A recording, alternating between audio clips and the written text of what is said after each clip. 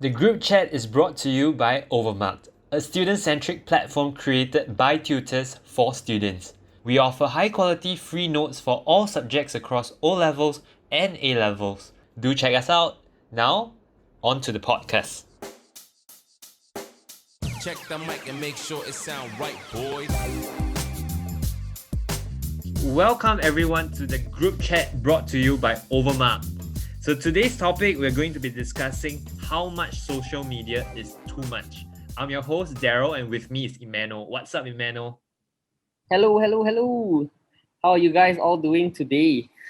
Yeah, today's topic is super interesting because social media is prevalent in our lives. It's everywhere. We have like your Instagram, you have your TikTok, you have what everything is going on. There's so much out there, and there is so much, debate on how much social media is too much. To what extent does it affect our lives, not only as students but as human beings. So with the internet, being out there is a place that can help you or harm you. We hope to provide some insights in terms of our opinion on how much social media is too much. So maybe Emmanuel, I just get you to share a little bit about your own take on the internet space today, specifically maybe on the platforms that you're a bit more familiar with. Okay, so just a funny story lah. I might as well start with a bit of humor. So the other day I was teaching in class, right? Then I was talking about something. Then I was like, oh yeah, I just saw that on Facebook. I said that lah. I just saw that on Facebook. Then I kid you not, one of my students looked at me and said, "Wow, Emmanuel, you damn boomers, yeah." Wow, dude, that hurt so bad. Then I was like, hey, you don't talk cock, come, confirm at least all of you in my class are using Facebook. Then literally none of them use Facebook. Okay lah, but I kid lah. I'm not really that boomer, so I also don't use Facebook that much. I'm also from the Instagram gen, not really on TikTok yet, but Instagram, I think all of you can relate also. I feel that social media is quite a blessing actually. So I have quite a different view from a lot of people. For me, I use social media to connect with my close friends and for me to just do regular updates on how my life is going lah. And obviously, I like to see how my friends are doing as well, whether they are enjoying themselves. I like to see the highlight reel of their lives lah. Personally, I take it all as a bit of a humorous kind of like a joke. I don't take it too seriously, and I feel that a lot of people who take it too seriously, like they're very fragile with their lives in that way, or rather their ego, their friendships, that kind of thing. They are the ones who tend to suffer a bit more from social media. So not gonna kid you, a lot of my friends also have some mental health issues because of these kind of social media usage. I think that it is important for you to know that whatever you post on social media and whatever your friends post on social media, you should just not really care about it that much, I feel.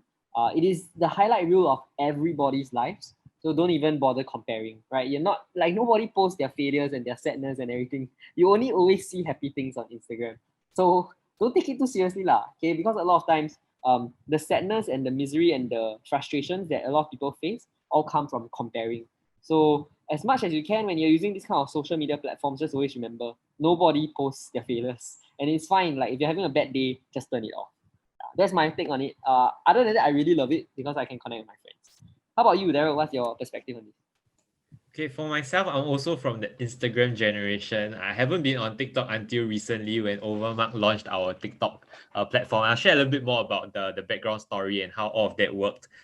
For myself, right now, my mentality was, I'm not too sure whether you have watched the documentary on Netflix. It's called The Social Dilemma. So I think it really opened my eyes a little bit in terms of how social media is a machinery out there that can either completely eat you up, or if you allow yourself to, it can really swallow you up completely and bring you to a spot that you don't want to be at. So my personal experience with Instagram itself is that when I just started, I was very invested in it. Every like count, I'm trying to think of ways on how do I make a post that have more people liking it and things like that. Until it comes to a point where I realized that it's pretty pointless, because what's this like for? Like, who are you comparing to? For what reason? So I read a book, it's called 7 Habits of Highly Effective People. And one of the most key philosophy that stuck with me was understanding what is within your circle of influence and what's under your circle of concern. So the difference between these two, circle of influence are things you can control, like how you think, how you feel, how you treat people, or how you go about conducting your lifestyle. Circle of concerns are things that you care about, but you don't technically have control over them. You're concerned over it, but there's nothing you can really do to change it. For example, you can't change COVID. You can't change how much people like your post. You can't change how people think about you. You can't make people like you. That's not within your ability on what you can influence. So I started focusing a lot more on my intrinsic in terms of how I view myself rather than how people view me. Because external validation only goes so far. And external validation can be taken away from you anytime. While your internal validation on how you think of yourself, I mean, to be a bit more cheesy, how you love yourself and how you learn to appreciate who you are as a human being, that goes a long way. And that's something that cannot be taken away from you. So I feel that social media focuses a lot on the external validation. So you feel like the more likes you get, the more views you get, it's making you feel better. But just be aware that those sources are not there forever and they might not always be there for your best interest. So I take social media with a pinch of salt. I private my Instagram account. I like to see updates on my friends' life. They have a amazing anniversary, some of them getting married and things like that. It was like, wow, that's amazing. I'm happy to be able to witness those moments, but it doesn't go beyond just like a random update. In fact, I prefer to be a bit more private with my life. So even if I go out with my friends and stuff, taking photos and stuff, I mean, it's nice to show that, oh, I'm socially active. I got friends, I'm popular, but honestly, like, who cares? Like, the truth is people don't really care. That's the reality of it. So I think don't take social media too seriously. And I think the current landscape is there's a bit of a cancel culture out there sometimes. It's a little bit scary. I'll share a little bit more later on with my personal experience with our own TikTok account. But moving on, right? I just wanted to ask you, for Emmanuel, what are certain pros and cons that you can definitely list out for social media? I think you mentioned a few earlier already. Okay, the biggest con, right, for me, right, I think if you've heard the other podcasts that we've casted, you might already know I'm a serious, massive, like super big grinder out there. Lah.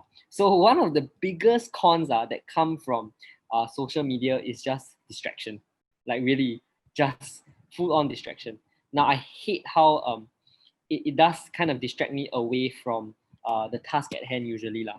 So I am quite focused in my preparations for my student, my own work, my uni work and everything. And so I do take it very seriously lah, and I really like to grind out like maybe 3-4 hours at a time. But ever since I got onto social media a bit more, I realized that I do want to take more frequent breaks. So for my A levels, it was the same. It got to the point where I had to uninstall. I mean, I forced myself to uninstall Instagram and Facebook and all the non-essential apps on my phone during the A-level grind period lah. And so I think the biggest dent to your productivity in your routine would actually be your phone. And what exactly in your phone? Social media lah. So I'm talking about Instagram, Facebook, and I'm very sure, right, when I mention this, a lot of you guys are going to be freaking guilty. So one thing that you might catch yourself doing is you refresh Instagram, you put it down, you look at something else, your task at hand, and then like, I kid you not, 30 seconds later, you pick up your phone to refresh Instagram again. Now, I'm personally guilty of this so many times, especially when I'm getting bored and tired of whatever's at task. But I realized, right, that it's actually a very, very bad thing for your productivity and for your schedule. And you realize that you don't exactly maximize yourself, your time, and your utility lah, in doing so. You end up wasting a lot of time, and honestly, you're not even that interested in Instagram anyway. You're just doing it because it's boredom and it's out of habit. So if you are able to like put a lock on your phone, especially if like let's say it's a stressful exam kind of period, that would be ideal. So I'm quite sure like some of my students last year, they use this Forest app. Have you heard of the Forest app? Daryl? Okay, so it's this app, right? I'm quite sure some of y'all might have used it before. I can't exactly remember the name. But what they do is they put their phones on their table, and then there's this app called Forest app. It locks their phone, and during that whole time, you cannot use any of the functions.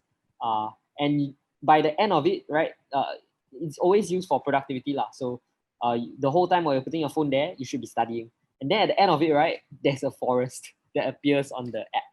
And it kind of rewards you, like in that sense, it is rewarding to have planted forest, so to speak. And usually, right, a lot of kids, especially the ones from better schools, they fall in love with the app because it rewards them in that sense, for being productive. And then after that, you can have your guilt-free Instagram, Facebook kind of fun, right after your study session. So if you're someone who cannot moderate yourself and your habits, I suggest like looking into productivity apps like that to help you out.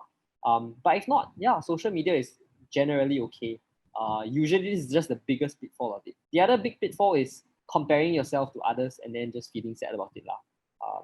Try not to do that because at the end of the day, you are so much more valued to yourself if you don't compare yourself to other people. Right? I really think that's really important. And you can be happy by yourself. Don't let other people's metrics define you.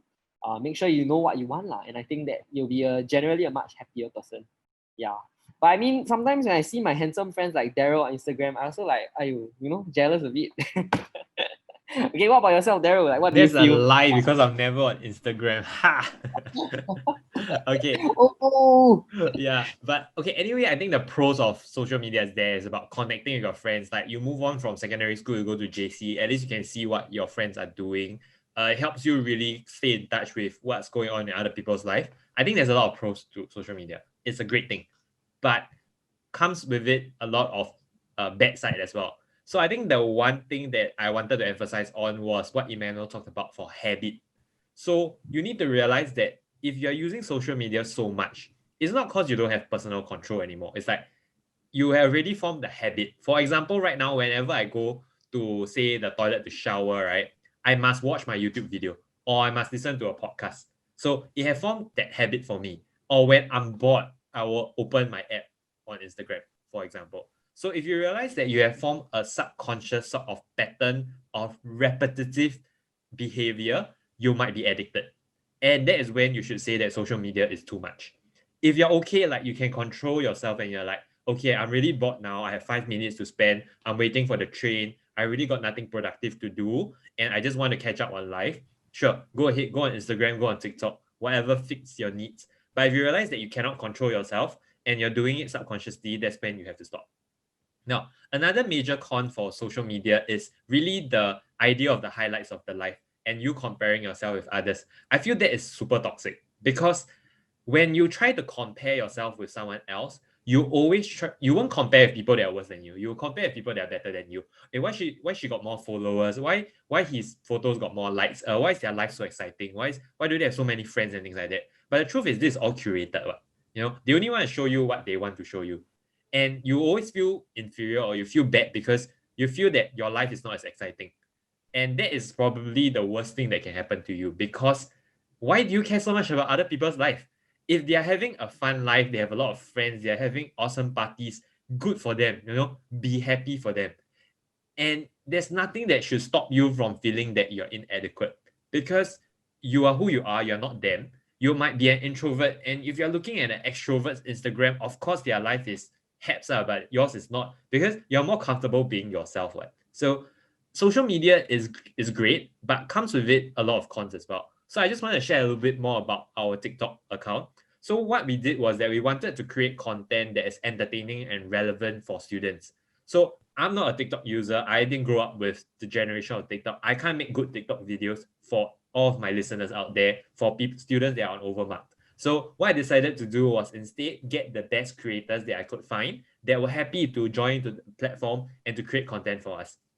So it came with a very pure intention of like, hey, let's make something fun and everybody can like join in together and like relatable moments, entertaining stuff on TikTok. But when we posted our launch video, right, it sort of blew up a bit because it garnered a lot of views. But along with the views came a lot of comments that were, I would say, is quite negative in general. There were a lot of great comments, people that are happy for this, that people that were excited for it. I think those are great. But when you talk about social media, that's the worrying part about it because here appears people that are keyboard warriors, people that, if they were to say this to your face, they probably wouldn't dare to say it. But because they're doing it behind the screen, they are happy to say whatever they want to say. And my question then was that why are these people so negative about this platform? It's like, what are we doing wrong? We're just bringing entertaining content. It's not like we're harming somebody else's life. But I think the idea of like the jealousy or people just being like, oh, what is this? Like I reject it. Like I have to have an opinion about it. or that, if people are like hating it, it's cool to hate it. Like I think those sort of mentality is very toxic, and it exists a lot on social media.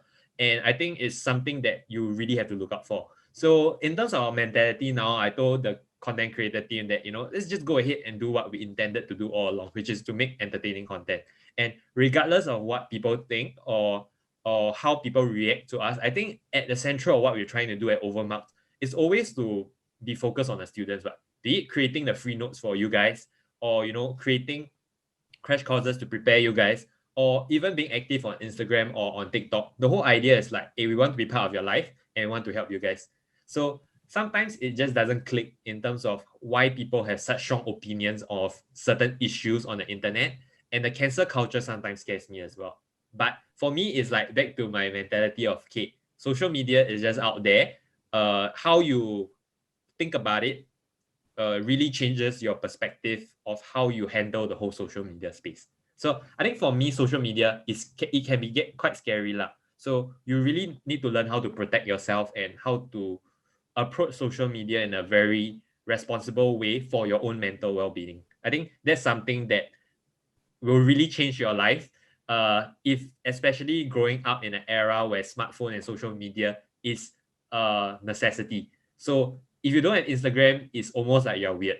If you don't have TikTok, okay, depending on whether you do TikTok or not, but the idea is like if you're not on the internet space, it's almost like you're outcasted in a certain sense.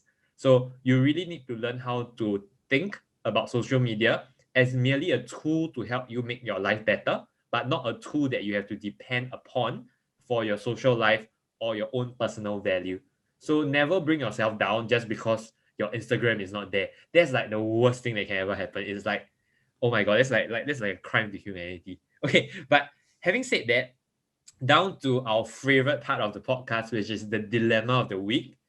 Emmanuel, how much social media is too much?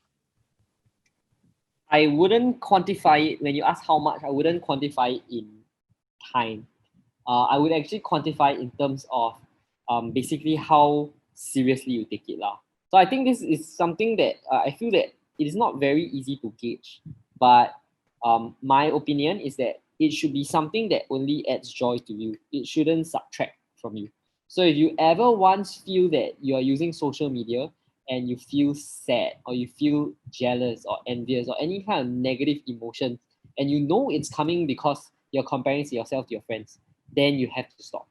You have to get some fresh air, go and exercise, go and do something more productive that makes you feel better. And then once you get your head in the right space, then you can resume, that kind of thing. I wouldn't quantify in terms of time, but that being said, you should put a limit to the time as well. Just because you need to study, you really need to study. Okay, these are your formative, most important years that will really lead you and serve as a foundation for your working life and basically for life in general lah. So make sure that you are responsible with your social media usage, both to protect yourself and in case any keyboard warrior is listening to this, to try to make the world a better place also. Just don't give unnecessary hate. Right? I don't know. Maybe like for all we know, right? Daryl, while we're recording this, like a lot of people are like ready to just jump at us and like attack us. Okay, but if you're listening to this and you don't like our views, maybe try a bit more of constructive criticism. So I feel that everybody has everybody has those moments where you just are upset with the person or you don't like a content creator's content. Try not to lash out negatively. I mean, the world is already experiencing a lot of nonsense this year in 2020 with COVID, with everything. So do your best just to make the world just even a tad bit nicer would be better than, like spreading hate, being a massive keyboard warrior. Yeah. I lose a lot of respect for keyboard warriors because it feels that they really need to hide behind a certain a shield in order to voice their opinions. Don't like try your best not to be that kind of person because it will only make your life that much more depressing and that much more angry lah. I don't like that vibe. Yeah. What about you? What do you think is the sweet spot or how much is too much? No, but before I go on to talk about the sweet spot, I really wanted to put a bit more perspective on the idea of like being a hater and being a keyboard warrior. I feel like if you ever experience that, you need to think about two things. The first is, why are you hating? So is it that you genuinely don't like the person or are you jealous? So if you're jealous, I think you need to learn to be happy for others as well. I think that's a super powerful trait that you can develop as a human being. Doesn't mean somebody else more successful than you or more popular than you need to be jealous of them. You can be happy for them for, achieving that sort of like popularity or whatever lah. So being happy for others is a great thing. Now, if you're a hater and you're like, I hate this person's work, then my question is just walk away lah. You don't have to engage with the person. What if you disagree with the person, you don't like what he or she is doing, turn the other way, walk away, look at other content that you actually like. Nobody is stopping you from walking away. So why make it a more toxic environment where you like attack the person and then the person comes back? Just leave it be. The world is so big, you don't have to look into corners that you hate being in. It's like you hate eating chicken rice, but you keep eating chicken rice, then you keep complaining about it. It's like, what's the purpose of it? Just go eat something else that you actually like. So I think that's what I wanted to say to people that, find yourself like stuck in terms of like always finding, I don't like this person, like, I disagree with him. Disagreement is fine. That's completely okay because we all have different opinions. But just learn to walk away from an argument or learn to walk away from a situation that you are not appreciative of. Other than that, how much is the sweet spot? Once again, it's not a quantifiable number. I don't think there is a number for it. I would say that the best way to look at it is your mentality. So drawing back to what I said earlier in the podcast, circle of influence versus circle of concern. If you are able to use social media responsibly in a way where you understand that whatever happens on social media is not within your circle of influence, but within your circle of concern, then I think it's fine. Which means if you are seeking external validation through social media to feel good about yourself, you're in danger because that's not something you can control.